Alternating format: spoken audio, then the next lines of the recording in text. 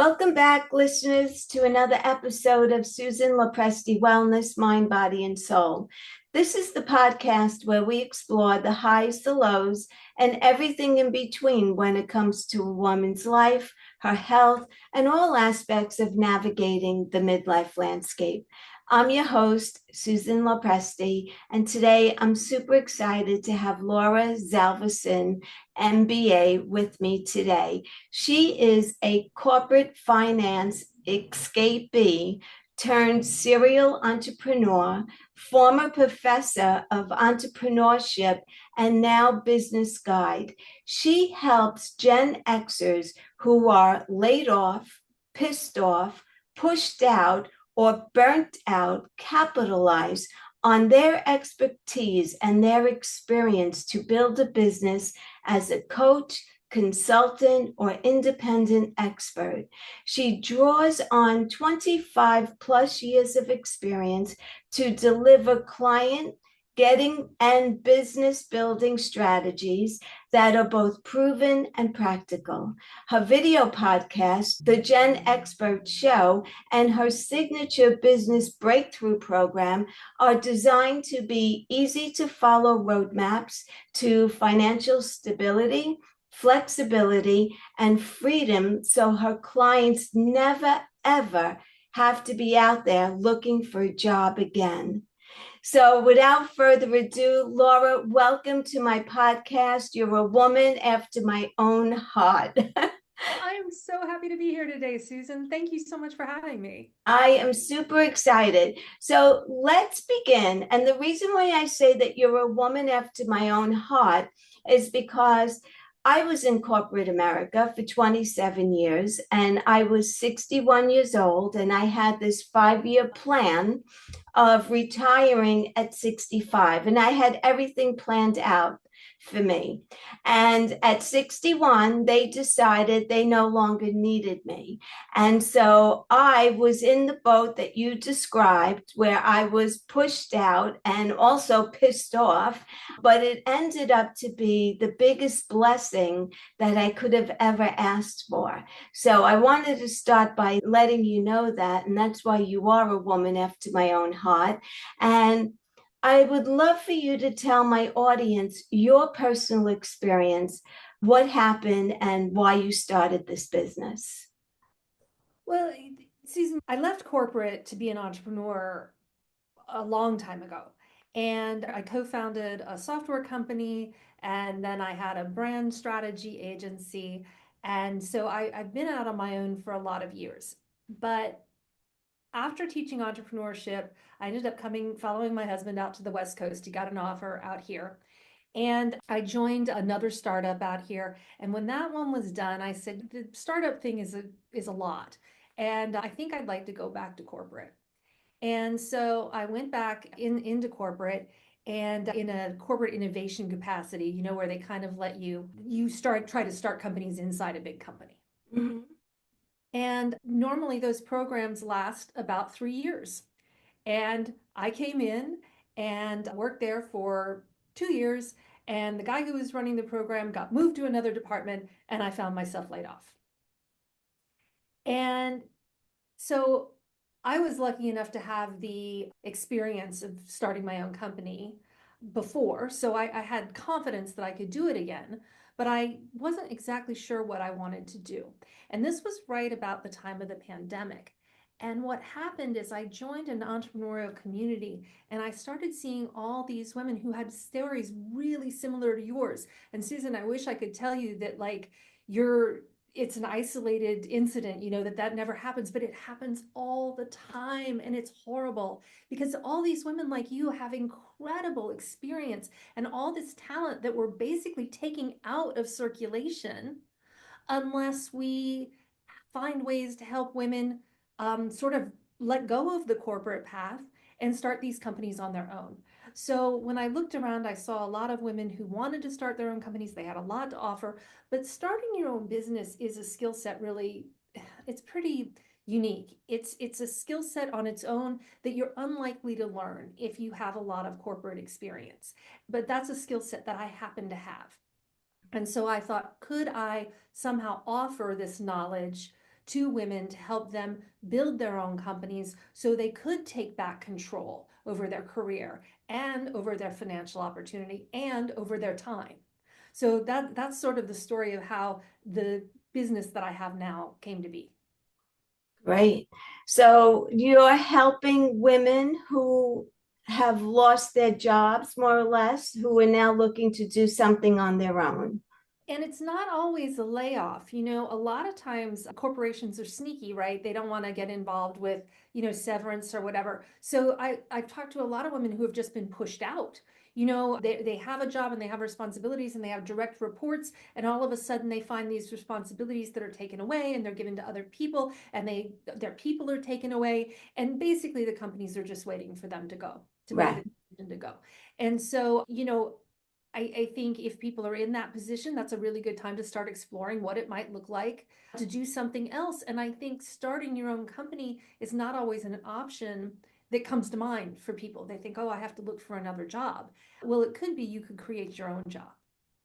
Right. So tell us, you have this program, the GenX Escape Plan. What is that all about? What does it entail?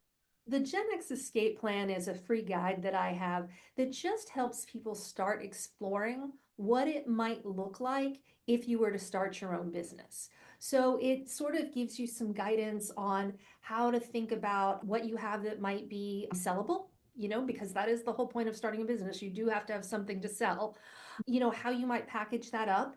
And then it has some, a program in there that will help you test your idea and find out whether or not there's a business there. Because that's something that I think a lot of times people say, okay, I'm going to start my own business, but they haven't really tested whether or not there's a market for that, whether or not Mhm. there's people who are willing to buy. So I think to get out in front of that, it's really important to test your ideas up front. It'll save you a lot of time on the back end. Right. And then the final part that I talk about in it is how to basically create a success squad. For people who are used to going into the office every day, there's a level of friendship and camaraderie and having colleagues that just doesn't happen when you're working on your own. And I think a lot of women, especially, are surprised at how lonely it can be having your own business, because that doesn't get talked about that often. And so I think finding people who can support you on the journey, not only who maybe have started a business before, so they have some knowledge that you don't have, that can make things a lot easier for you, but I think just having people that you're in it with. I talk about, like, go find yourself an entrepreneurship buddy, right? Go Right. find yourself, somebody who's maybe doing it at the same time, or maybe is just a few steps ahead of you, or go find there's a lot of entrepreneurial communities out there, both online and offline. Go find one that has people that you resonate with, that you connect with, because you're going to need those people to sort of get through the fits and starts of starting your own company. Hmm. But now, why do you say that the Gen X group of women, let's say, is the perfect age to start your business? Well, it's actually a time in your life when your experience and your expertise and your age all work together to be an asset. Right. So, and one of the reasons is that, when I did decide to start this business, I looked for a market myself, right? I followed my own advice. And if I looked at the trends and sort of what was happening, this group of women who are 45 and up are really the ones who are being impacted by exactly what we were talking about, this ageism that comes into the workplace. And, you're either on the top of the list to get laid off, or people start moving around and you get pushed aside. Or, for some women, it's just that what they're doing kind of loses meaning. Sort of when you get to that 45, 50 age, you start to reevaluate, what am I doing all day long? A lot of times we're so busy before we get to about 45, with kids or with other things, that we just don't sort of take time for ourselves to ask, how do I feel about this work that I'm doing? And am I doing something that's important to me and that's fulfilling for me? Right. And so I think those are some of the reasons that people, oh, so you asked about the Gen X women. So yes, Gen Xers are kind of at a perfect point in their lives where they can evaluate, where they can kind of see, this is where I've been, and they have an opportunity to say, this is where I want to go. And then to go out on your own, it can be really liberating at that point in your life, because you do finally have control over your time. and you do finally have control over your financial opportunities. So that's one of the reasons I think it's a really great time to start a business, is right in that 45 to 60 range. Yes. I also saw it personally in corporate America where a woman, I want to say older than 45, like let's say 50 and up. Those women, they've been in corporate America for many years, so their salary is up there, right? And so corporate America will hire someone who's a lot younger than that person and pay them a lot less money to be doing the same job.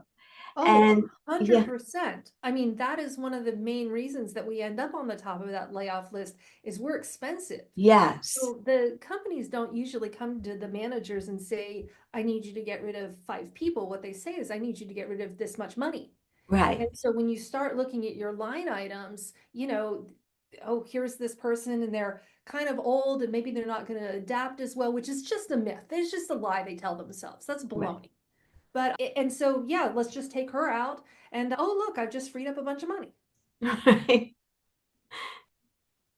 And what I find is that the older person, more seniority, is more dedicated to the company and to the job and takes it seriously. Where the younger generation, because I saw it in corporate America in my job, younger people come in with this sense of entitlement and superiority. And, oh, you want me to do that? Yeah, that's what I asked you to do. Well, I definitely think there are generational differences in approach to work, for sure. Yes.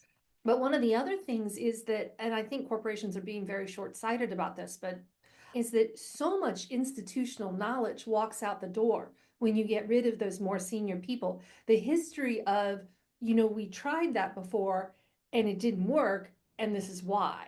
And not that older people are, change resistant. It's often that they were just, there's not a lot new that's out there. Right. And so a lot of times they can say, we did this once before, and these were the potholes that we fell into. So we should really avoid those this time. You lose all of that knowledge. Absolutely. Absolutely. So, what are the 5 signs that you know that you're ready to make the leap? Well, let's see. Off the top of my head, I think one of them is that if you really think that you have something to offer, right? If you really feel strongly that there's something that you haven't done, if there's a message that you have that you want to share with people, I think if you feel that pull, that's definitely a sign that you're ready. Another one is, have you built up a lot of experience or expertise in a specific area, Mhm. right? So that is one of the gifts that we have of being sort of mid-career or later career, is that we do have that experience, and a lot of times that's monetizable, right? Yes. Another one I would say is, if you're not feeling fulfilled with what you're doing, that's a really good sign that it's time to maybe look around at other alternatives. Because I think, if not now, what are you waiting for? We all have, time is the one thing that is finite for all of us. And so if you're in a position where, what your work is not lighting you up and you're not doing something that you really love, I do think that that's a really good time to start exploring what the other alternatives are. Right. Yeah, I that's think, yeah, go ahead. no, I was going to say absolutely. I agree with you on everything that you just said. Yeah. Yeah, so I mean, those are three, I mean, other things that you can look at. I do think it's a nice to have, not a must have, because obviously if you've been laid off, you don't have control over it. But if you do have control over it, if you are in a position where you've been pushed out and you kind of see the writing on the wall and you are exploring entrepreneurship, this would be a good time to start looking at, do you have some funds set aside that can provide a soft landing for you? Mhm. Because as you know, Susan, is somebody who started a business, you don't always make money from day one. No, So it's nice to have a little financial runway there. absolutely. Well, one of the biggest blessings that I got from being laid off was I got 14 months of severance pay. And that really helped me to start working on my business and not feeling pressured that, I needed to make a living right away. So I had 14 months to really get myself situated and just take it from there. But not everyone is that lucky. It's true. And but I do think that, that's a message that we need to put out there, is that when you start your own business, it does take a while to start generating sometimes any money. And that in the beginning, it's very normal for your revenue to be up and down and up and down and up and down. Yeah. And so kind of going into that with your eyes open can be really useful when you're planning to make a move like that and start your own business. Right. The other thing I feel is that a lot of people who want to start a business and are probably very qualified for what it is that they want to do, but they're unsure of themselves. And they're saying to themselves, but what if I'm not qualified? How could I possibly be an expert? What do you tell someone who comes to you and is looking for coaching, but they're not confident in their own abilities, even though they were doing a job, let's say for many years, but now they're out on their own? How do you handle that with a client? Well, entrepreneurship is a whole new world, and it can be scary. But I think that the same things that, imposter syndrome is a term that's used a lot. Yes. And I think it's real. And I think it's real, especially for women and especially sort of when you're trying to do something that you've never done before.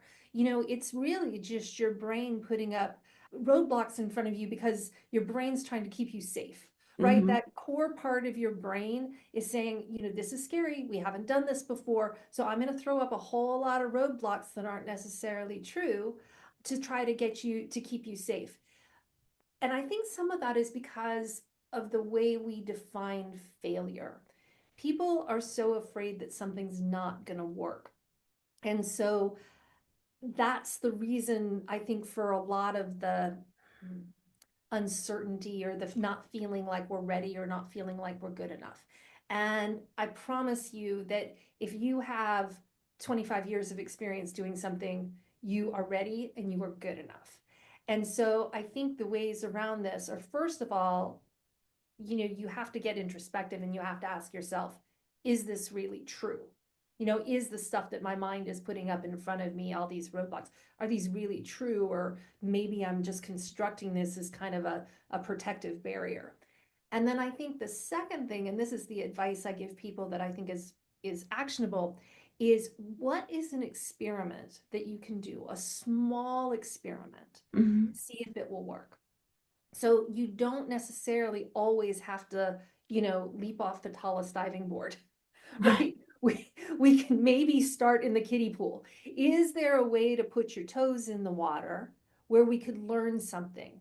Because I think that learning is like the most important, like measurable element when you're just starting out. It's not success or failure. It's not did this work or did this not work. It's what did I learn? Because entrepreneurship is really a series of experiments.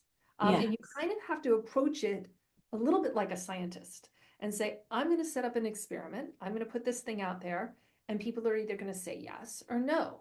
And so then I'm going to say, okay, well, they didn't like this, but they did like this. So I'm going to do the thing they liked a little bit more and a little bit more and a little bit more. And that's why I say that like the measure of whether or not you're moving forward is actually in the very beginning all about how much are you learning. Right. So you have this three-step roadmap to creating your coaching or your consulting business.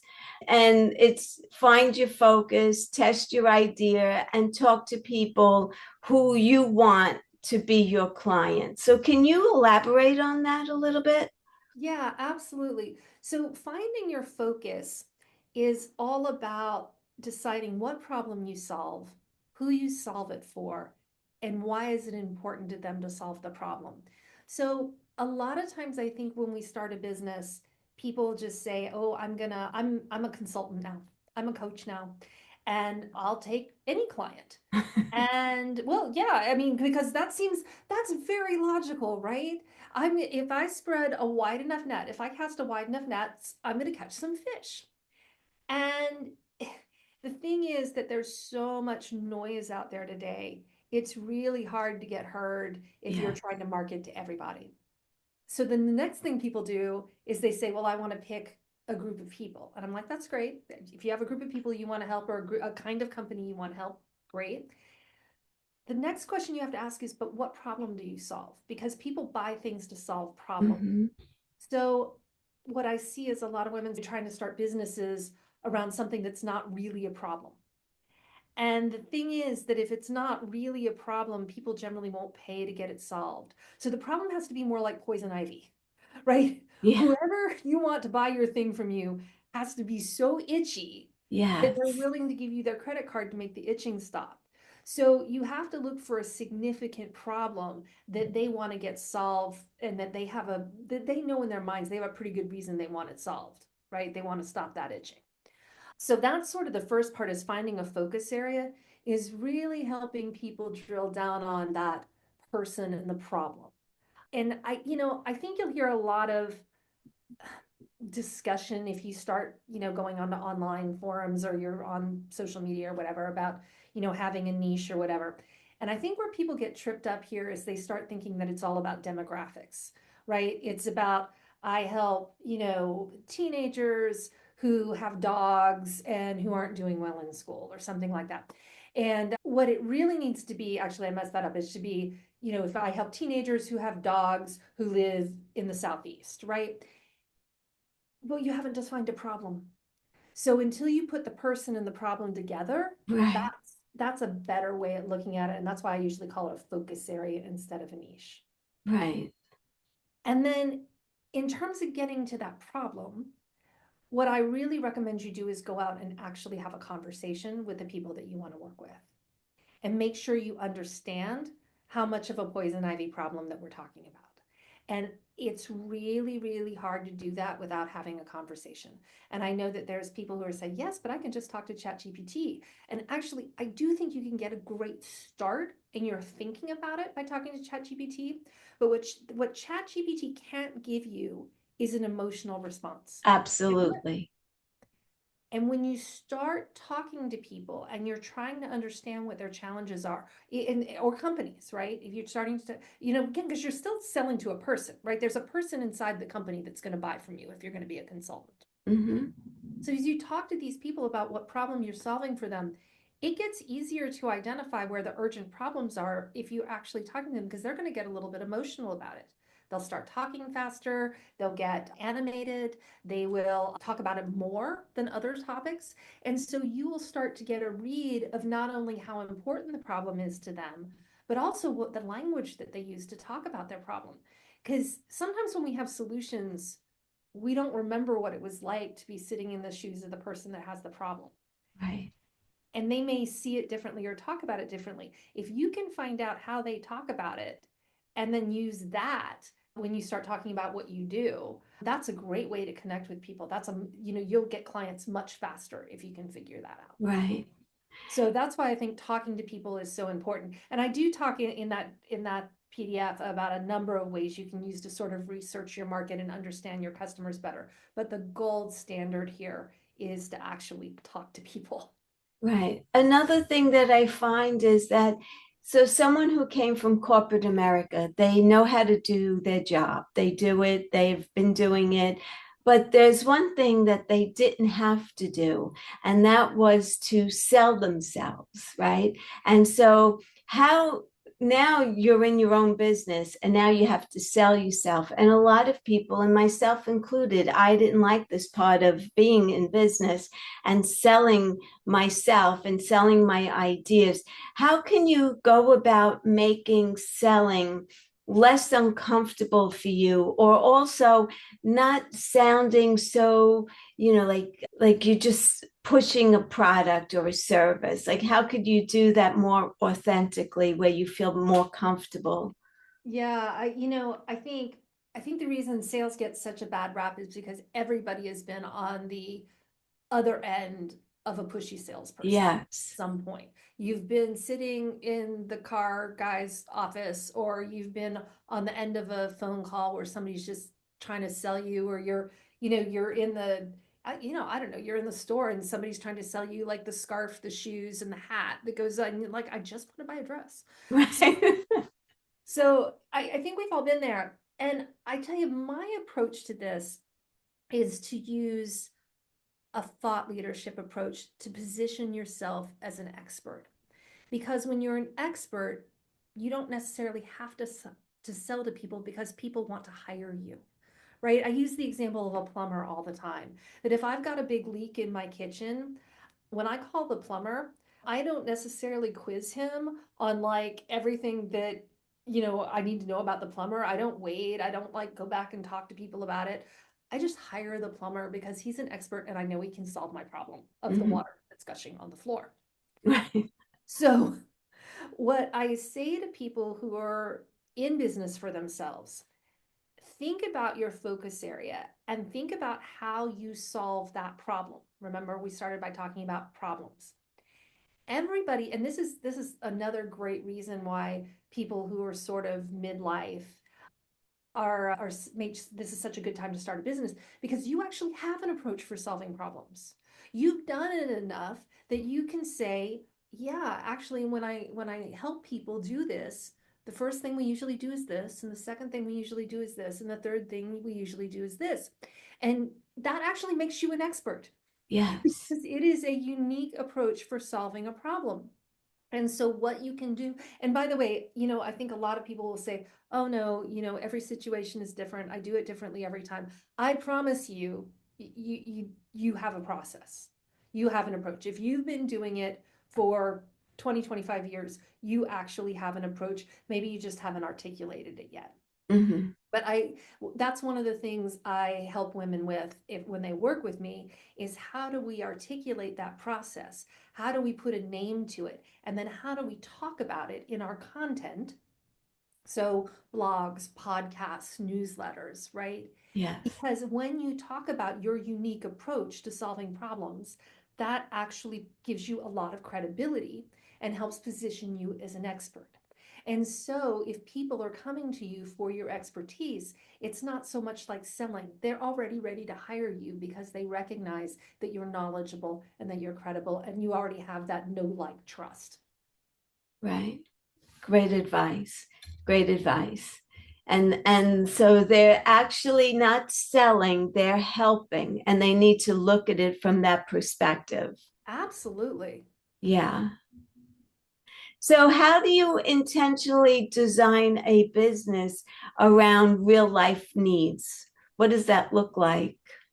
Well, I think a lot of times if you are starting your own business, you have a real opportunity to define success for yourself. And that means, and again, if you're out there on social media, there is a lot of noise about Yes. needing to build $1 million business, needing to, do all of these grand things. And the thing is, maybe you want to build $1 million business, and that is fantastic, but you don't have to. You can build whatever level business that you want because honestly, when you start looking at building businesses that do $1 million plus in revenue, what we're really talking about is hiring people and managing a team. And that fundamentally changes the reality of your business. So you need to think about whether or not that's something you want to do. And honestly, the minute you have employees, the stress level around your business like 10x's. Hmm. So you can intentionally design a business that gets you to your enough number. And when I talk about an enough number, it's actually not my concept. There's other people who talk about it. But an enough number is sort of the amount of money that it would take for you to feel like being in business yourself was totally worth it for you. And I think most people kind of in their gut know what that number is. And it's whether, it's certain amount that you want to contribute to your household, or maybe there's an objective you have, like you're just trying to pay tuition for your kids, Hmm. or maybe it's you want to go on a certain kind of vacation every year and you want to fly business class, right? It's going to be different for everybody, but I think most people kind of do have a gut feeling for what that enough number is. So that's the first thing we need to do in terms of defining success. And again, don't listen to other people when they tell you that you don't really have a business unless you're making some arbitrary number. You get to Hmm. decide that number. The second thing you get to decide is how much time do you want to work or do you have to work, right? Because a lot of us have caregiving responsibilities, either on the kid end or on the parent end, right? And so a lot of us Yes. don't have 40 hours a week to work, right? And don't want to. One of Right. the I was best going to say things that. about starting your own business is this control over your time. So Yes. think about what that means intentionally. You are no longer locked into a 9 to 5, 5 day a week kind of thing. Right. So if you want to I work 4 days a week. Right. If you want to work 3 days a week, great. Then let's design a business that lets you do that and get to that success number we were talking about. And so what that means is that we kind of toggle back and forth, right? If you only want to work a couple days a week and a couple hours a day, if you want to do that by yourself without employees, then that may mean that we're not making millions and millions a year, but it might mean that we're living a really great life. Right. Right. And if you do want to make, you do want to design a business that gets you to $1 million a year, then let's look at the kinds of things that you would need to sell and what you would need to charge for those to get to a number that looks like that and how many employees that might I take. was just going to say that would involve more employees, Almost which makes always. it, yeah, now you're complicating things a little bit, right? It really does. In terms of that time and that freedom, Yeah. employees will absolutely change the math on that. In terms of not only the stress that you have around making payroll, right? Because you're responsible for somebody else's rent and groceries and everything else, right? But also the time you have to spend managing people. I think people think, oh, I'm going to hire this person and they're just going to take all this stuff off my plate. Yes, and then they put a whole new set of things on your plate. Yes. So I think that, employees are something not to be taken lightly. There's something to think about and again, do very intentionally in your business because you're trying to, get to a certain objective. Hmm. The last thing I want to talk to you about today, Laura, is you have a bullet point on this PDF, ditch the money baggage. And so it's saying exploring some of the whys behind why women charge less than their worth. That has something to do with their confidence level, no?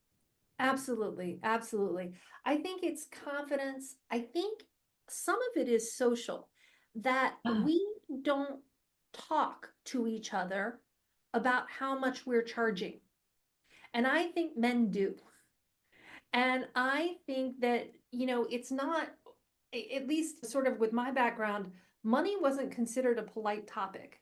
And right, so it isn't necessarily something people are comfortable talking about. But the thing is, unless we all tell each other like how much we charge, it's hard to compete if the guys are all telling each other what they charge, right? So what I often see is that when I talk to the person who's hiring the consultant, is that the men's bids will come in 30, 40, 50% higher than the wow, women. But the thing is that having the lowest bid doesn't always get you hired because sometimes people are like, well, if they're not charging that much, then how good can they really be? So right, pricing has a lot of psychology around it, not only in terms of your own baggage, how much do you charge, but also on people's perception of your business based on how much you charge. So there's a lot of moving parts with pricing. Where I say to start is start with that enough number we were talking about and think about how many clients or packages or proposals that you can actually support in a year. Divide one by the other, and you will get approximately what you need to be charging per client or per product, right? Per gig, per project. And see if that number feels good to you. See if that makes sense to you. Because a lot of times people don't close what I call the revenue gap, right?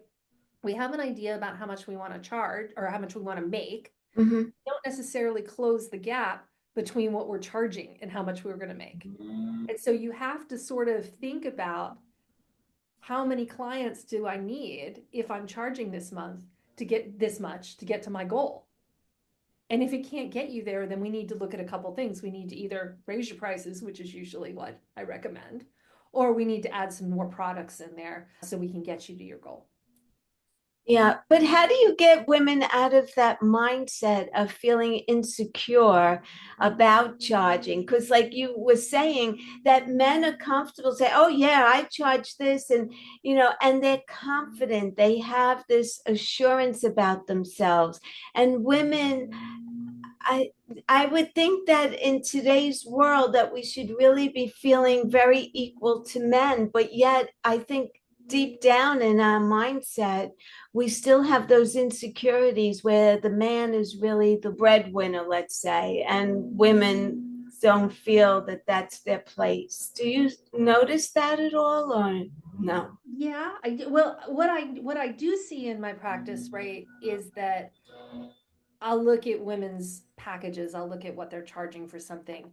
And because I see a lot of different clients and I've been doing what I do for so long, I can usually say that number feels really low to me. I think that you should consider charging more. I think part of it is data points, right? Like if you knew that other people, that you were charging below other people who do what you do, like if you had that data, you would probably gain some confidence that you could raise your prices too. But again, we don't talk about it as often. The second thing, and this is true, is that women are disadvantaged because we don't always have the same business networks that men have. And so the thing is that when you have that kind of a broader network, often, and I'll speak on the consulting side first, you're able to get some information about the price ranges that would be acceptable to that company for this kind of a project, right? And so you call up your buddy who tells you, yeah, our budget for that is this to this. So now you have some inside information so you can prepare a better quote, right? Women often lack those networks, which puts us at a disadvantage. Mhm. And it's often because, again, I mean, this is a multi-layered problem, but we don't get as high in management often. And so we don't have those connections to the people who make those kinds of decisions. And so it puts us at a disadvantage later on. I think if you are coaching, often people, the biggest mistake I see is that women are still thinking about charging by the hour. And I think you really have to focus on charging that the value that you're delivering and the transformation that you give people. So if you can take away that itch, it doesn't matter if you can do it in 20 minutes or if it takes you 20 hours. If you can make the itch go away, the value is the same. Mhm. That's interesting. Now, in my business as a health coach on social media, there are a dime a dozen. There's so many out there. And when I look at it, it's overwhelming. It really is. And I don't really promote myself that much on social media, but how would you make someone stand out on social media when the platform is so saturated already with everyone doing the same thing? I think that's a great question. I think there's two ways. One is you do it by finding that focus area. So, if you look at health and at wellness, wow, there's so many different pockets of that and so many different combinations of people and problems that you can put together.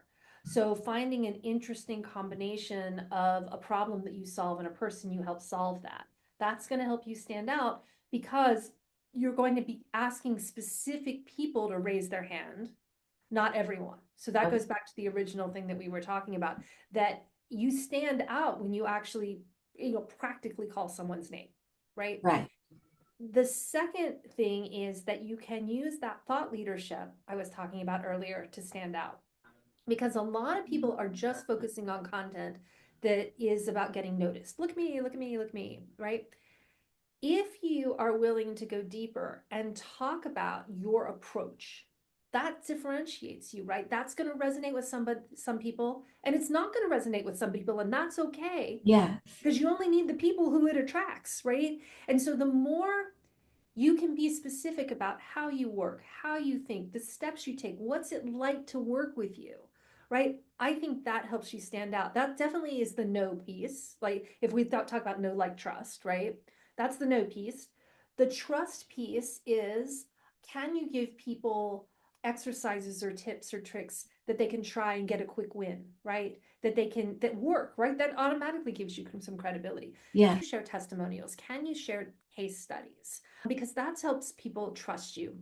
And then can you do things like we're doing right now, which is, by me being a guest on your program, you're basically telling people you trust me enough to talk to me.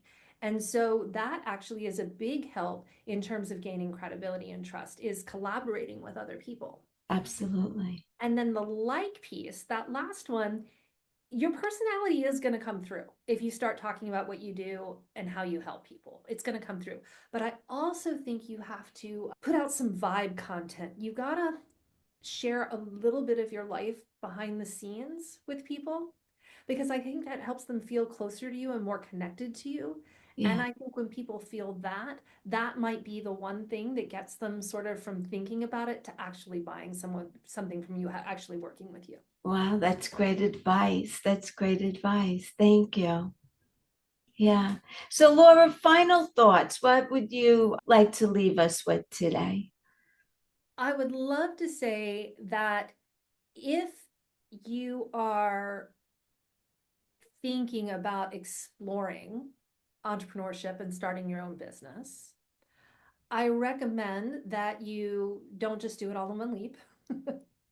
That you do act on that little kernel of something that you've been thinking about that you've always wanted to do. I would recommend that you download the PDF, Yes, the GenX escape plan, even if you're not a GenXer, because it will give you the steps that you can walk through to sort of take some of the risk out of making that kind of a change. So yes, entrepreneurship is always risky, but we can make it a calculated risk. And I would say, I guess I would leave you with, you deserve to have a job or a career or a thing that you spend that much of your time doing that fulfills you, that has meaning for you, that gives you the flexibility that allows you to enjoy your life, and that puts you in control of your financial opportunities. I love that. Are you taking on new clients? I am. And I have a 3-month program that's called Business Breakthrough. And if you're interested in that, again, if you download that PDF, it'll give you all the information about how to get on a call with me, and I would be more than happy to give you all the details. Okay, that sounds great. Thank you, Laura. I Thank appreciate you coming on. This was a great talk, lots of wonderful information, and it was so nice to connect with you. It really was. I wish you the best of luck. Thank you. You too. This has been really great conversation. I've really Come enjoyed on it. again, please. I'd love to. Yes, thank you. Okay, have a great day.